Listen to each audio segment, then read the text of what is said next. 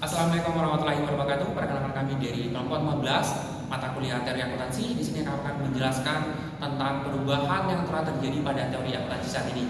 Sebelumnya perkenalkan dengan saya Zainuddin, dengan saya Adam Pratama Pusparasa. Baik teman-teman, tadi sekian untuk perkenalan dari kelompok kami. Nah, untuk sekarang kita akan masuk ke pembahasan materi. Judulnya sendiri perubahan yang telah terjadi pada teori akuntansi saat ini. Nah, kita harus tahu dulu nih pengertian dari teori akuntansi. Nah, teori akuntansi adalah bentuk pengertian yang digunakan untuk menunjukkan spekulasi, metodologi, dan bentuk kerangka kerja serta mempelajari bentuk pelaporan keuangan. Nah, teori akuntansi juga membahas tentang bagaimana bentuk prinsip pelaporan keuangan tersebut diterapkan dalam industri yang berkaitan dengan akuntansi. Perkembangan teori akuntansi, praktik akuntansi telah berkembang sejak masa sebelum Masehi. Nah, akuntansi pada waktu itu dilakukan dengan metodologi single entry atau perkembangan berikutnya menjadi double entry. Nah, terdokumentasikan sejak diterbitkannya tulisan Luca Pacioli pada abad ke-15. Sebagian ahli percaya bahwa sebetulnya double entry ini bookkeeping telah digunakan oleh para pedagang di Italia jauh sebelum buku Pacioli diterbitkan. Nah, untuk perkembangan praktik akuntansi dengan double entry terus terjadi, tetapi tidak diimbangi perkembangannya teori akuntansi. Nah, penulisan dalam pemikiran tentang teori akuntansi baru dimulai tampak pada awal abad ke-20 pada tahun 1940 terbit buku karangan Patton dan Littleton yang berjudul An Introduction to Corporation Accounting Standards. Selanjutnya kita masuk ke teori akuntansi normatif awal perkembangan teori akuntansi.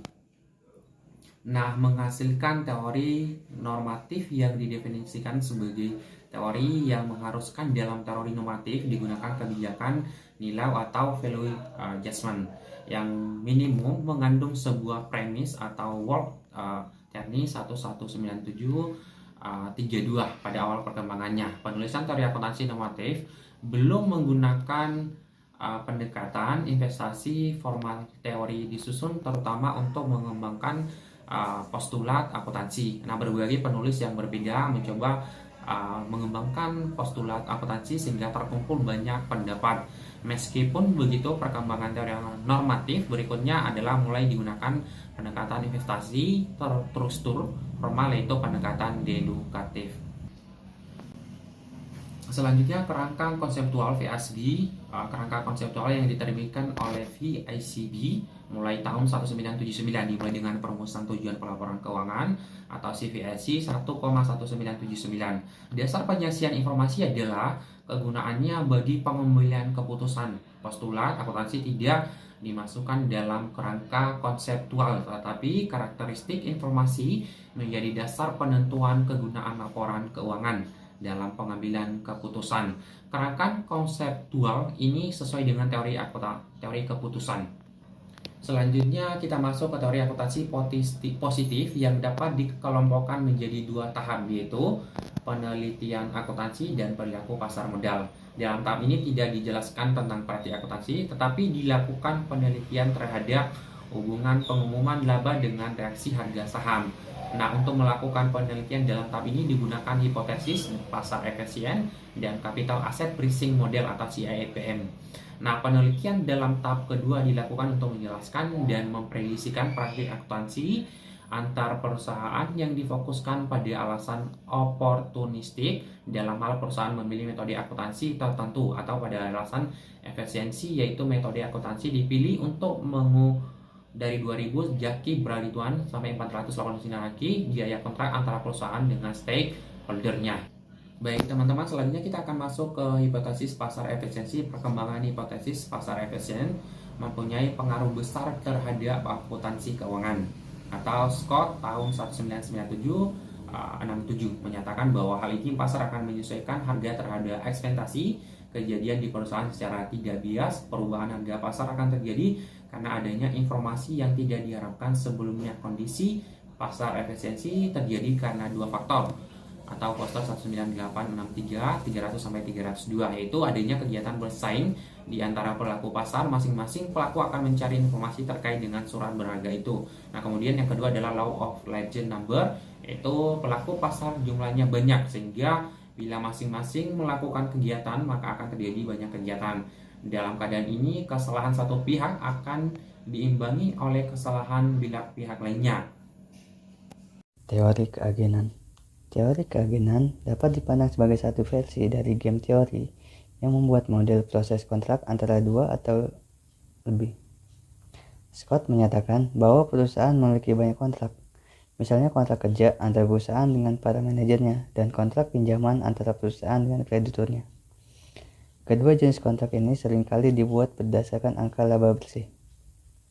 Penelitian di bidang teori keagenan sudah dilakukan sejak lama. Dalam kaitannya dengan akuntansi, beberapa peneliti seperti Feldham and Say meneliti kesesuaian ukuran performa dengan hubungan prinsipal. Jensen dan McLean meneliti tentang Theory of the Firm, dan Porciao meneliti tentang hubungan antara manajemen laba dengan pergantian eksekutif perusahaan. Teori keperilakuan akuntansi. Selain hubungannya dengan pasar modal dan hubungan kontrak, penelitian akuntansi juga dilakukan di bidang keperilakuan untuk memahami tindakan pihak-pihak yang terkait dengan penyiapan dan penggunaan informasi akuntansi. Godrej menyatakan definisi penelitian keperilakuan dalam akuntansi yang disampaikan oleh Holt dan Kinat sebagai studi perilaku akuntan atau perilaku non-akuntan yang dipengaruhi oleh fungsi dan laporan akuntansi. Penelitian akuntansi keperilakuan didasarkan pada observasi fenomena akuntansi secara sistematik dengan menggunakan variabel untuk pengukuran yang didasarkan pada pertanyaan penelitian atau teori. Tekanan dalam penelitian akuntansi keperilakuan ini adalah pada orang, individu, atau sekelompok. Penelitian dalam bidang akuntansi keperilakuan didasarkan pada teori psikologi. Walaupun terdapat juga sumbangan dari berbagai bidang ilmu lainnya, dua orang peneliti yaitu Aston dan Libby menyatakan model Lens yang dikembangkan oleh Brunswick. Akuntansi sumber daya manusia. Sejak tahun 1960-an, akuntansi berusaha mengukur nilai sumber daya manusia. Usaha ini ternyata pada tahun 1970-an banyak dipandang tidak menarik lagi, sehingga sampai saat ini tidak ada perkembangan yang berarti dalam akuntansi SDM. Pada tahun 1973, Committee on Human Resource Accounting yang dibentuk oleh American Accounting Association mendefinisikan akuntansi SDM sebagai proses mengidentifikasi dan mengukur data tentang SDM dan mengkomunikasikan informasi itu pada pihak-pihak yang berkepentingan. Akuntansi SDM adalah pengembangan perspektif teoritis untuk menjelaskan sifat dan penentu nilai manusia ke dalam organisasi formal. Pengembangan metode yang valid dan dapat dipercaya untuk mengukur kos dan nilai orang pada organisasi. Akuntansi SDM dimulai dengan mencatat SDM sebagai aktiva organisasi. Plumholt dalam Matthew dan Pereira menyatakan terdapat 3 kriteria utama untuk mengakui SDM sebagai aktiva, yaitu potensi jasa massa yang akan datang, keterukuran dalam bentuk uang, dan dapat dimiliki oleh dikuasai oleh entitas akuntansi. Kesepakatan terhadap perlakuan akuntansi atas SDM masih belum tercapai, terutama dalam bidang kepemilikan, aktiva, depresiasi, dan pergantian, dan juga manfaat potensi di masa depan. Pendukung akuntansi SDM mencoba mengatasi masalah kepemilikan dengan cara seperti halnya yang dilakukan di dalam leasing. Akuntansi sosial. Akuntansi sosial masih merupakan perkembangan baru dalam akuntansi dan dipandang tidak dapat dipisahkan dari dimensi politik. Akuntansi sosial yang meliputi berbagai kegiatan menjadi: 1. Akuntansi pertanggungjawaban sosial. 2. Total Impact Accounting. 3. Socio-Economic Accounting. 4. Social Indicator Accounting. Dan 5. Societal Accounting. Konsekuensi ekonomi. Dalam melaksanakan fungsi regulasinya, otoritas akuntansi menerbitkan standar akuntansi yang mengatur pengukuran dan pelaporan transaksi. Standar akuntansi yang dipublikasikan oleh otoritas akuntansi itu pada umumnya memberikan alternatif pilihan di dalam metode pengukuran akuntansi, sehingga manajemen tetap mempunyai hak untuk memiliki metode-metode yang dipandangnya sesuai untuk menggambarkan kondisi perusahaannya. Dengan demikian, terdapat dua level pilihan metode akuntansi, yaitu pertama, otoritas akuntansi berwenang memiliki standar akuntansi yang akan diberlakukan. Dan yang kedua, manajemen organisasi berwenang memiliki metode akuntansi yang ada digunakan dalam organisasinya. Kesimpulannya, teori akuntansi berkembang melalui penelitian-penelitian yang dilakukan oleh para ahli akuntansi. Teori akuntansi ini baru dimulai berkembang dalam abad 20, jauh lebih belakangan dibanding dengan perkembangan praktik akuntansi double entry yang dapat ditarik mundur beberapa abad yang lalu. Para ahli akuntansi mulai mengembangkan teori akuntansi normatif tanpa metodologi formal. Hasilnya tampak dari banyaknya perubahan postulat akuntansi. Penggunaan metode formal deduktif dan induktif dalam penelitian akuntansi berhasil mengembangkan teori akuntansi keluar dari postulat dan mengarah pada bidang yang lebih luas.